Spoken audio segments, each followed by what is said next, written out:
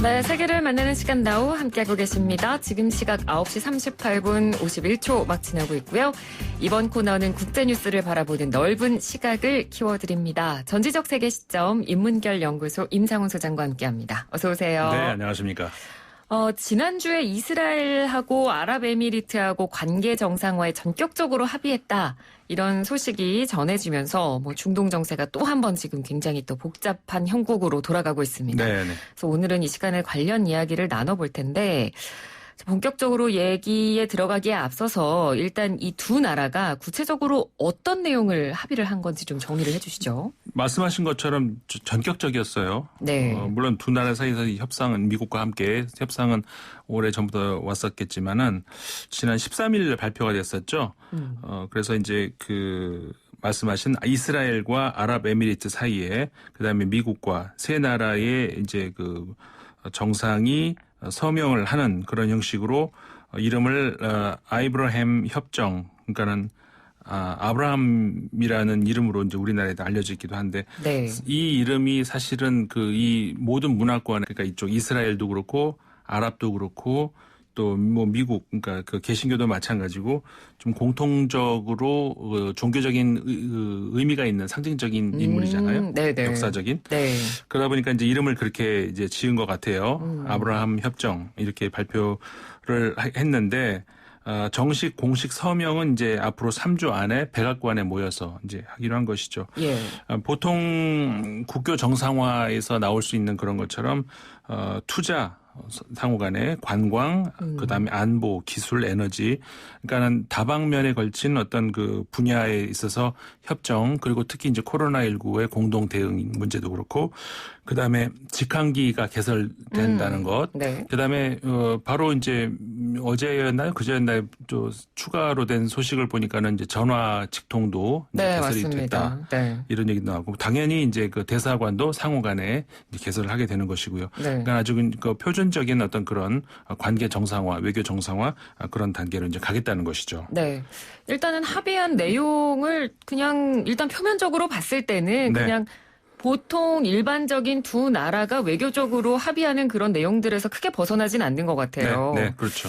자, 그럼 이제 본격적으로 이제 이 두 나라의 어떤 의도에 대해서 저희가 좀 파악을 해볼 텐데, 네. 일단 이스라엘 입장에서 보면 이렇게 중동 아랍 국가랑 외교 관계를 정상화하는 게 아랍에미리트가 이번이 세 번째 나라인 거죠. 예, 그렇습니다. 네. 그러니까 우리가 이제 상식적으로도 알 수 있는 것이 이스라엘이 그 주변을 둘러싸고 있는 아랍 국가, 그 다음에 이제 아랍 민족이 아니더라도 투르크 민족도 있고, 이제 터키도 있고, 네. 그 다음에 또 페르시아 민족도 있고, 그 다음에 소수 민족들도 많이 있는. 근데 공통적으로 민족들이 이제 종교를 이슬람교를 압도적으로 다수가 믿고 있다는 그게 이제 차이점 아닙니까? 네. 그러니까 이스라엘이 건국을 20세기 중반에 와서 건국을 하면서 그 지역에 있었던 아랍 그다음에 이제 기타 아까 말씀드린 이런 민족들, 그러니까 이슬람 문화권과 충돌을 빚으면서 지금까지 왔던 것이고, 그러다 보니까는 이제 전쟁도 계속 3차, 4차, 6차까지 가는 그런 전쟁들 치를 만큼 아주 악화 일로를 걷고 있었죠. 네. 그 와중에 이제 지금 몇 차례에 걸쳐서 관계 정상화가 있었는데 그게 이제 제일 처음 있었던 것이 79년도에 이집트와 이스라엘 간의 평화 협정이 이제 있었던 것이 사실 그게 굉장히 역사적인 협정이었었던 거죠. 이제 첫 협정이기도 하고, 네. 좀 이따가 다시 또 더 자세한 이야기가 나올 수 있겠습니다만은 그 다음으로 있었던 것이 94년도에 역시 이스라엘과 바로 이웃 나라 동쪽에 있는 요르단과의 관계 정상화. 평화 협정이 있었고, 네. 거기에 이어서 이번 이제 이 세 번째로 아랍에미리트 국가, 그러니까 앞선 두 국가는 이스라엘하고 국경을 맞대고 있는 나라들이잖아요. 네. 서쪽으로 동쪽으로. 근데 이제 그 두 나라에 비해서 아랍에미리트 같은 경우는 국경을 맞대고 있지 않은 걸프 반도의 이제 전 남쪽에 있는 위치하는 나라인데 거기하고 이제 이번에 이스라엘 입장에서는 다시 수교를 한 것이고, 네. 세 번째의 국교 정상화가 되는데 이제 앞선 두 나라들과 국교 정상화 이후로 관계가 계속해서 이제 좋아졌는가라고 하면은 꼭 그렇지만은 않았거든요. 그런 면에서 이번 그 아랍에미리트와의 그 협상, 그다음에 이제 관계 정상화 그 이후에 어떻게 이 관계가 설정이 될 것인지 이건 우리가 좀 더 지켜봐야 될 것 같아요. 네. 그러니까 말씀해주신 대로 이집트와 요르단 두 나라와 이렇게 외교 관계 정상화를 당시에는 합의를 했습니다만 네. 결과적으로 봤을 때는 사실 좋은 결과가 도출되지 않았었고 네. 그래서 앞선 관계들에 비춰봤을 때 이번 아랍에미리트와의 외교 관계 정상화도 사실은 뭐 지금 당장의 어떤 성과에 불과하지 이제 결론적으로 봤을 때는 좀 부정적인 영향을 보는 시각도 굉장히 많다는 건데. 예. 그러니까 말씀해주신 대로 이집트랑 요르단은 이스라엘이랑 굉장히 가깝잖아요. 그러니까 청취자 여러분께서도 지도를 보시면 아마 좀 더 이해가 빠르실 것 같습니다. 바로 옆에 붙어 있는 나라인데. 아랍에미리트는 정말 많이 떨어져 있는 나라거든요. 그렇죠. 근데 왜 지금 이 시점에 굳이 외교관계 정상화를 합의했을까요? 그러니까 그 지역의 여러 가지 이제 지정학적 요인이라든가 다양한 그 문화적인 정치적인 이런 그 관계들을 좀 어느 정도는 알 필요가 있는데 그 이스라엘이 보통 우리가 이제 그 대충 위치가 어디인지는 알잖아요. 이 서쪽으로는 이제 지중해 쪽으로 향해 있는 것이고 동쪽으로는 요르단과 맞대고 있는 것이고 그리고 우리가 흔히 요단강이라고 하는 그 강이 이렇게 흐르는데 그쪽을 대략적으로 기준으로 해가지고 이제 그 이스라엘과 서쪽은 이스라엘, 동쪽은 요르단 이렇게 있는 것이고 그다음에 그 밑에 쪽으로 이제 시나이 반도라고 이렇게 삼각형으로 모여 있잖아요. 그 중심으로 해서 그 밑에 쪽으로 그러니까는 남쪽이 되는 것이죠. 그쪽이 이제 아프리카로 연결이 되면서 수에즈 운하 있고 아프리카로 연결되면서 거기 있는 나라가 이제 이집트고. 그러니까는 그 두 나라의 경우는 국경을 맞대고 있는 상황에서 분쟁이 잦았죠. 전쟁을 직접 치르고 여러 가지로. 그래서 이제 그런 면이 있는데 사실 이 지역의 정서를 조금 더 우리가 깊이 들여다보면은 일단 그 대립 구도로 엮일 수 있는 요소들이 너무 많아요. 그런 것들이 그 더하기가 아니라 곱하기가 되는 거잖아요. 그러니까 어마어마하게 많은 변수들이 나올 수 있다는 것인데 일단 첫 번째로 꼽을 수 있는 것이 앞서 말씀드렸던 이슬람 국가들 그 국가들과 유대교를 바탕으로 하는 국가, 유대 국가 그 사이에서 대립이라는 첫 번째 이슈가 있잖아요. 종교적인 갈등. 그다음에 종교가 그것만으로 끝나는 것이 아니라 이슬람권 내부에서도 또 나뉘잖아요. 많이 우리 다뤄봤겠지만은 수니파와 시아파 사이에서의 갈등. 대표적으로 이제 그러니까 절대 다수는 수니파가 많죠. 수니파는 대부분의 그 서아시아 국가들이 수니파가 이제 다수를 점하는 국가들이고 그렇지 않은 국가들이 이제 몇몇 있는데 예를 들자면은 시리아나 이라크나 이런 국가들 같은 경우에는 좀 그래도 어느 정도 시아파나 수니파가 섞여 있는데 시아파가 절대 다수를 차지하고 있는 나라가 이제 이란이잖아요. 그렇죠.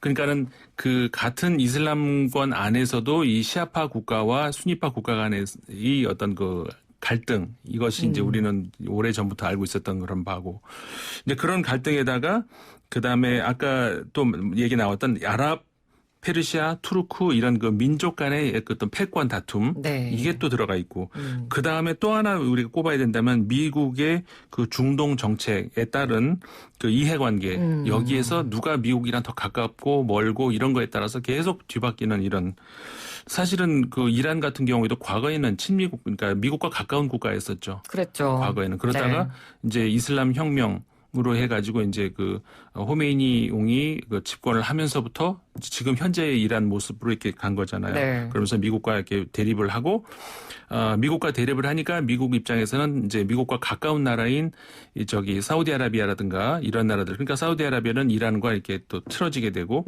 근데 오바마 정권 당시에 그 이란과 관계 정상화를 시도를 했는데 그런 과정에서 또 그러니까 사우디아라비아는 좀 싫은 눈을 또 이렇게 흘기면서 쳐다보고 이런 관계 이 모든 것들이 얽히면서 그야말로 지금 제가 네 가지를 말씀드렸네요. 이 네 가지가 더하기가 아니라 곱하기가 되는 거죠. 그러니까 수많은 어떤 그 여러 가지 그 이슈들이 상황에 따라서 얽히면서 근데 지금 아랍에미리트 같은 경우에는 걸프반도에 있는 대부분 국가들이 그러니까 순위파라고 할 수가 있죠. 순위파 국가인데 그 페르시아만 그 좁은 바다를 사이에 두고 이제 이란하고 또 이렇게 맞붙어 있단 말이에요. 네. 이란은 시아파 국가고 그러면서 이제 이 아랍에미리트 같은 경우에는 이란으로부터 굉장한 위협을 받고 있는 그런 나라였다고 할 수가 있는 것이죠. 네. 그런데 이란의 대표적인 어떤 앙숙 관계의 국가가 또 이스라엘 아닙니까?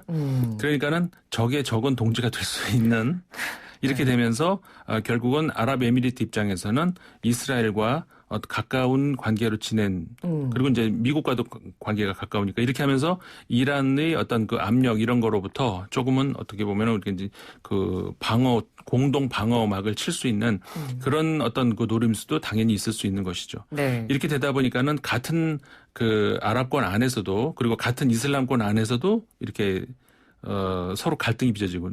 그러니까 이번 그 정상화 그 발표 이후에 가장 반발을 많이 했던 나라가 어디겠습니까? 당연히 이란이겠죠. 예. 그러니까 이란은 굉장한 이제 그 수위 높은 발언으로 경고를 하고 그렇게 되다 보니까 당연히 또 걸프 반도에 있는 그 국가들이 또 역시 그 이란에 대해서 그 또 경고 목소리를 보내고 네. 이게 이제 구도가 굉장히 복잡하게 돌아가고 있다는 이렇게 되는 것이죠. 맞습니다. 저희가 항상 중동 정세가 복잡하다는 표현을 참 많이 해요. 네. 근데 이 중동 정세가 복잡할 수밖에 없는 이유를 방금 이렇게 좀 압축해서 설명을 해주신 것 같아요. 네, 그러니까 네. 정말 말씀해주신 대로 워낙 여러 가지 사안들이 다 얽히고 설켜 있기 때문에 그러니까 정말 단기간에 해결할 수 없는 지정학적인 문제부터 시작해서 종교 간의 갈등, 심지어 같은 종교 안에서 종파 간의 갈등까지 그렇죠. 있고 네.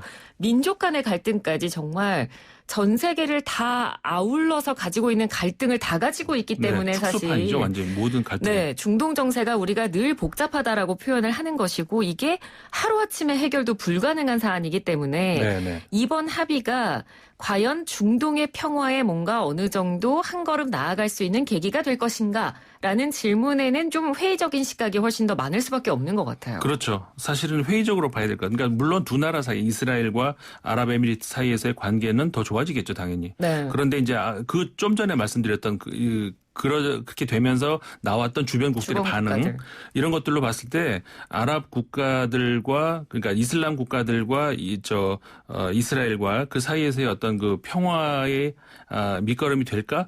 글쎄요. 거기에 대해서는 아직까지는 회의적인 생각이 더 많고 아까 네. 말씀드렸던 사실 79년도에 극적인 합의가 됐던 이집트와 이집트와 그 이스라엘과의 네. 그 합의 같은 경우도 처음에 그때만 하더라도 얼마나 정말 우리가 와 중동에서 정말 저런 일이 노벨 평화상까지도 가고 그런데 외부가 아니라 바로 사다트 이집트 대통령 같은 경우 내부의 그 극우파에 의해서 암살을 당했다는 것이죠. 그다음에 오슬로 협정이라고 할 수 있는 팔레스타인과 이스라엘과의 협정 그 사이에서 그때의 주역이었던 이스라엘의 이삭 라빈 총리 같은 경우도 역시 노벨 평화상까지도 받았는데 노벨 평화상을 받은 그 다음 해에 역시 이스라엘의 극우파에 의해서 암살을 당하고 그러니까 이게 그 외국만 설득한다고 되는 게 아니라 자국 내부에서 여러 그 목소리까지 한데 어울러야 된다는 그런 건데 네. 이거는 굉장히 그 단시간 안에 이렇게 해결될 수 있는 문제는 아닌 것으로 보이고 오히려 저는 미국의 이번 그 11월 3일 날 있을 대선 그것과 연결을 시켜서 해석을 하는 것이 오히려 뭐라고 할까요? 또 합리적인 설명 같다 이렇게 보여진다는 것이죠. 네, 워낙 이스라엘의 지금 네타냐후 총리가 워낙 트럼프 대통령과 친밀한 관계를 유지를 하고 그렇죠. 있었고 트럼프 네. 대통령을 지금 전적으로 네. 밀어줘야 되는 상황이 더 왔잖아요. 그렇죠. 지금 바이든 쪽으로 우세하고 있기 때문에. 그렇죠. 그래서 이번 합의 자체를 어떻게 보면 대선 앞두고 이스라엘이 이제 트럼프 대통령에게 어느 정도 외교적인 부분에서 힘을 실어주는 차원이다. 네. 예. 이렇게 보는 시각이 저 많이 나오는 것 같아요. 그렇죠. 네타냐후 이스라엘 총리 같은 경우에는 과거에 오바마 대통령 시절에 어떤 좀 껄끄러운 관계 이런 그렇죠. 것들을 기억을 할 거 아닙니까? 네. 당연히 그 바이든 후보가 당선되는 것보다는 트럼프 대통령이 얼마나 잘했어요 그동안에 이스라엘에 대해서 수도 예루살렘이 이스라엘 수도라는 그런 말도 해주고 이걸로 인해 가지고 또 얼마나 한번 네. 흔들거렸는데 그 정세가. 네. 그러니까 당연히 그 이스라엘 총리 입장에서는 미국의 트럼프 대통령에게 힘을 실어주는 그런 그 메시지를 주고 싶었을 거고 하지만 그걸로 인해 가지고 예를 들어서 그 서한 지역을 우리가 좀 양보하겠다. 근데 그 발언도 전혀 저는 믿음이 가지 않고요. 과거에도 이런 요르단과의 협정 그 이후에도 그 영토의 뭐 어떤 대여 이런 것들이 다시 제자리로 돌아가는 이런 게 반복이 됐었거든요. 네. 이번에도 그 서한 지구를 우리가 이제 더 이상의 그 영유권을 주장하지 않겠다라고 하는 것이 영구적으로 지켜줄 수 있는 발언은 아니라고 저는 거의 확신합니다. 예, 알겠습니다. 자, 오늘은 이스라엘과 아랍에미리트의 관계 정상화로 본 중동 정세 저희가 한번 분석을 해봤고요. 자, 오늘 좀 청취자 여러분께 아쉬운 말씀을 드려야 될 것 같아요. 저희 매주 화요일 이 코너 맡아주셨던 임상훈 소장님께서 오늘 마지막 방송이십니다. 네. 저도 너무 아쉽고 아쉬워하시는 분들 많으실 것 같은데 끝으로 간략하게 인사를 좀 부탁드릴게요. 네, 저도 뭐 여러 가지 의미로 참 잘 맞았던 방송이고요. 그 YTN은 저의 친정 같은 방송이거든요. 네. 그리고 오래전부터 전진영 아나운서도 제가 잘 네. 알아서. 그래서 이제 참 편안하고 그런 방송이었는데 저도 무척 아쉽네요. 네, 또 좋은 기회에 또 네. 저희가 뵐 수 있겠죠. 네. 네, 그동안 함께해 주셔서 너무너무 감사했습니다. 네, 고맙습니다. 네, 지금까지 인문결연구소 임상훈 소장이었습니다.